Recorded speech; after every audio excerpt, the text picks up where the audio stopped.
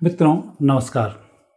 आज मैं इस वीडियो में बात करूंगा यूएनओ के प्रासंगिकता की, क्योंकि ये एक ऐसा संगठन है जो पूरी दुनिया को अमन, चैन, शांति, भाईचारे के लिए बनाया गया था। और इसकी स्थापना, हालांकि लंबे समय से इनकी चर्चाएं चल रही थी, परंतु 24 अक्टूबर 1945 को इसकी स्थापना हुई। 24 अक्टूबर 1945 के बाद हर 24 अक्टूबर को संयुक्त राष्ट्र संघ स्थापना दिवस भी मनाया जाता है। 12 जून 1941 को 5 राष्ट्रमंडल सदस्य थे और 8 यूरोपीय सरकारों ने मिलकर इस तरीके के इस प्लान को किया और इस काम को आगे बढ़ाया। और सब कुछ चलते चलते फिर ये 56 देश इकट्ठे हुए और आखिर में 1945 को इसकी स्थापना हुई। अब मैं इसकी 1945 की स्थापना से इसकी कुंडली के अनुसार रीडिंग कर रहा हूँ कि यूएनओ ज्योतिष के नज़रिए से है क्या और इसकी क्या प्रासंगिकता है और आने वाले समय में इसकी क्या स्थिति होने वाली है, उन सब की मैं आपसे चर्चा करूंगा।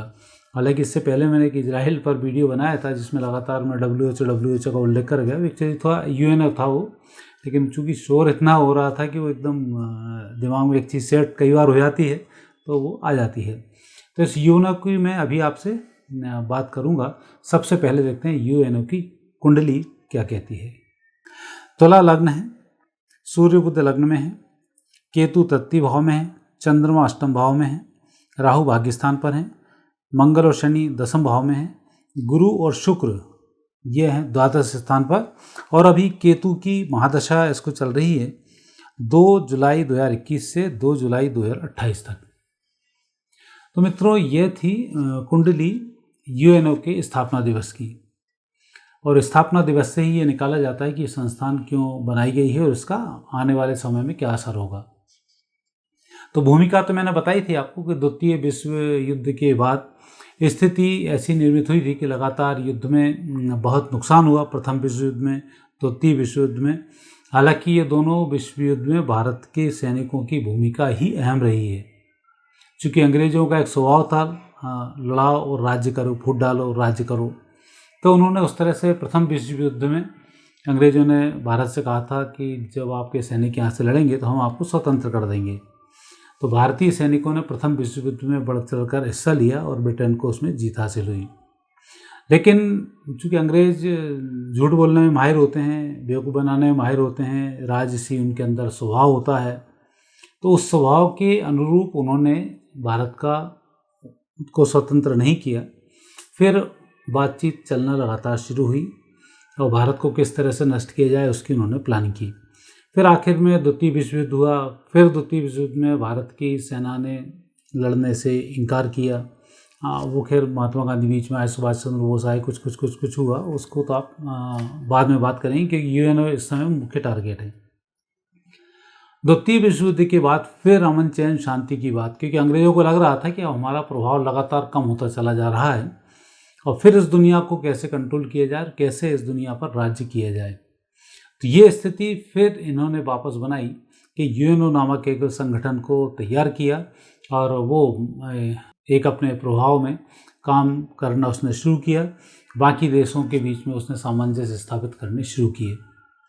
और आज तो स्थिति यूएनओ की कुछ उल्टी ही हो गई है और बीच में भी स्थिति बहुत अच्छी नहीं थी। एक तरीके से जैसे बंदरवाट जिसको बोलते हैं, बंदर व्यक्ति बैठा हुआ है तराजू लेकर, 2 बिल्ली लड़ रही, दोनों उनके पास पहुंच जाती, बंदर इसकी रोटी खा जाता है, बढ़ता है तो ये बढ़ती है जिसकी रोटी खा जाता है और अपने आप वो फलता फूलता बना रहा। तो ये एक रजस प्रकृति का जो गुण होता है, वो रजस प्रकृति का गुण इनमें दिखाई दिया। और आज भी यदि आप यूएनओ को सदस्य को देखें तो अमेरिका उसमें यूएनओ का सदस्य है, रूस उसमें सदस्य है, चीन उसमें सदस्य है, फ्रांस उसमें सदस्य है, ब्रिटेन उसमें सदस्य है। तो ये चारों जो कंट्रीज़ हैं इनमें यदि हम चीन को छोड़ दें, क्योंकि चीन और भारत में भी आपने विवाद पड़ा होगा कि पहले भारत के पास ही आया था, लेकिन जवाहरलाल नेहरू ने इसको इस षड्यंत्र के तहत चीन को इसमें आगे बढ़ा दिया था। तो वहाँ से फिर भारत का प्रभाव उसमें कम हुआ और अब जो वीटो पावर है इन 5 देशों के पास में है और 5 देशों में से 4 ईसाई बाहुल्य हैं, एक अकेला चीन है जो चूँकि भारत का विरोध करता है इसलिए हर बार वो भारत को आगे नहीं आने देता है और इन चारों की जो स्थिति बन रही है बाकी की, वो भारत के पक्ष में होती है, चीन को छोड़कर। और जब पांचों देश ये मिल जाते हैं, या यूं भी कहें कि पांचों की प्लानिंग से ही सारा काम होता है, और पांचों अपने आप को सुपर पावर मानकर चलते हैं, पूरी दुनिया को अपने अनुरूप चलाने का कार्य करते हैं। ज्योतिष शास्त्र के अनुसार 3 प्रकार के धर्म होते हैं और 3 प्रकार के गुणधर्म होते हैं, सद्गुण, रजोगुण और तमोगुण। जब हम सद्गुण की बात करते हैं तो सनातन में सद्गुण आता है, सबका साथ सबका विकास की बात करते हैं। और रजस में आता है कि हम राजा हैं, बाकी सब हमारे अंडर में है। ये रजोगुण में आता है तो ये ईसाइयों का एक स्वभाव होता है। और तमोगुण में आता है कि हमारे अलावा कोई नहीं है, कोई जिंदा ही नहीं रहेगा, और सब भी मर जाएंगे तो भी हम लड़ते रहेंगे, ये तमस है। तो आप तमस समझ जाइए कि 50 देश तमस वाले हैं जो आपस में ही लड़ मिल कर अब नष्ट होने वाले हैं, उनकी अब शुरुआत यहाँ पर हो चुकी है। इस बीच में हम बात करते हैं यूएनओ करता क्या है। आपने भारत के कश्मीर मामले को भी देखा होगा, अन्य मामले को भी देखा होगा, भारत के कश्मीर को दबाए हुए को भी देखा होगा। यूएनओ की ड्यूटी बनती है कि इस प्रकार के मुद्दों को बैठाकर सीधे सीधे अपने दबाव में लाकर समझाइश देकर सारी व्यवस्थाओं को व्यवस्थित किया जाए। लेकिन ईसाई कंट्रीज़ जब जब जहाँ जहाँ आगे बढ़ती हैं वहाँ तो ये कुछ नहीं करता है। बाकी कंट्रीज़ यदि इसमें बढ़ती हैं तो फिर ये अपने टांग फंसा देता है, और उसमें जो बढ़ती हुई डेवलपिंग कंट्री होती है उसको नुकसान पहुंचाने का भरसक ये प्रयास करता है। जैसे भारत पाकिस्तान के साथ हुआ। पाकिस्तान जब भारत से टूटकर बना तो पाकिस्तान में लाखों हिंदुओं की मृत्यु होती रही, ये काट काट कर मारते रहे। कोई यूएनओ वाला बीच में नहीं आया कि आपने हिंदुओं की हत्या कर दी। भारत ने यदि जरा सा कुछ किया तो भारत के पीछे पड़ गए कि आप ऐसा कर रहे हैं, यहाँ पर भाईचारा नहीं है, यहाँ पर लोकतंत्र नहीं है, यहाँ पर ये नहीं है, दुनिया भर की चीज़ें इनने यहाँ पर खड़ी कर दी। चीन लगातार आसपास के देशों की ज़मीनें दबा रहा है। उसने कभी चीन को लेटर नहीं भेजा कि ये दबाओ मत, तो सारे काम नियमानुसार किए जाएं। चीन को उसने पूरी स्वतंत्रता देने की कोशिश की। जब भारत आतंकवाद से जूझ रहा था तब ये पांचों के पांचों रजस प्रकृति के जो देश थे उनमें रूस का थोड़ा सा सॉफ्ट कॉर्नर भारत की तरफ था। बाकी के सभी देश भारत में आतंकवाद को फैलाने के पक्ष में थे, उसको नष्ट करने के पक्ष में नहीं थे, और कोई मानने को तैयार नहीं था कि भारत में आतंकवाद फैल रहा है। इजराइल जैसा देश, यहूदी संस्कृति, बहुत कम लोग बचे थे। पूरी दुनिया का कर्तव्य बनता था कि हम उस पूरी दुनिया के लोग मिलकर यहूदी संस्कृति को बचाएं, क्योंकि यहूदी संस्कृति मिस्र से आई है। मिस्र की सभ्यताएं भी आपने देखी हैं, मिस्र के पिरामिडों को भी देखा है। उस संस्कृति को बचाने में क्या बुराई थी, लेकिन उस संस्कृति को इन्होंने ऐसा फंसाया कि इजराइल के बीच में फ़िलिस्तीन को डाल दिया, और जगह जगह छोटे छोटे टुकड़े के रूप में, और वहाँ पर एक संगठन तैयार कर दिया जो लगातार इजराइलियों को मारता रहा। इजराइल के स्वतंत्र होने के बाद कई सालों तक इजराइल पिटता ही रहा। बाद में उसने अपने आप को मजबूत किया, क्योंकि मरता क्या ना करता, उसके पास तो अस्तित्व को बचाने के लिए कोई साधन ही नहीं था। उसने पूरी मेहनत की, अपने विज्ञान को विकसित किया, और इन सब आसपास की कंट्रीज़ों से लड़ने का उसने मादा इकट्ठा किया। अब चूंकि जब भी मुस्लिम कंट्रीज आगे बढ़ती हैं तो ईसाइयों की हालत ख़राब होती है, इसलिए ईसाइयों ने वहाँ देखा कि इनको कंट्रोल करने वाला एक देश जिसने पहले चैलेंज के साथ 6 मुस्लिम कंट्रीज़ों को मात खिलाई, वो था इजराइल। तो उन्होंने इजराइल को कब्जे में लेना शुरू किया कि इजराइल के थ्रू इन मुस्लिम देशों पर हम कंट्रोल कर सकेंगे, और भारत के विकास को हम चीन की हरकतों के माध्यम से उलझा के रखेंगे। पाकिस्तान, बांग्लादेश और श्रीलंका के माध्यम से हम भारत को उलझा के रखेंगे, इसको हम तरक्की नहीं करने देंगे।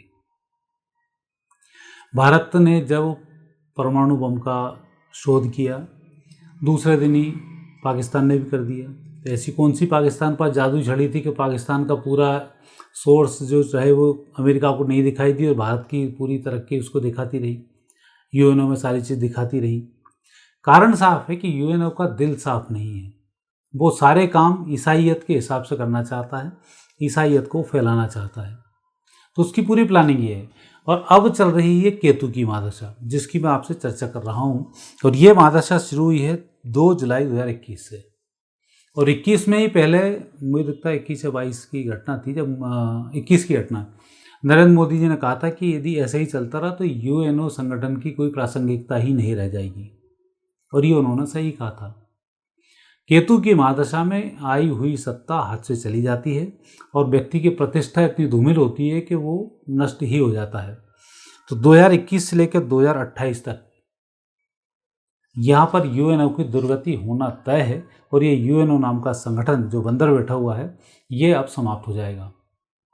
क्योंकि जैसे ही भारत में स्वतंत्रता आई तो भारत में भी स्वतंत्रता के नाम पर व्यक्तियों को एक ऐसी गोली दी गई जिसमें कि आप सोते रहें और आप कभी भी स्वतंत्रता के नाम पर अपने ज़मीर को जिंदा ना कर सकें, राष्ट्रभक्ति के बारे में आप ना सोच सकें, देश के सैनिकों के बारे में आप ना सोच सकें। आज देश का सैनिक लड़ता है बॉर्डरों के ऊपर और हम आतंकवादियों को यहाँ से पैसे देना शुरू कर देते हैं।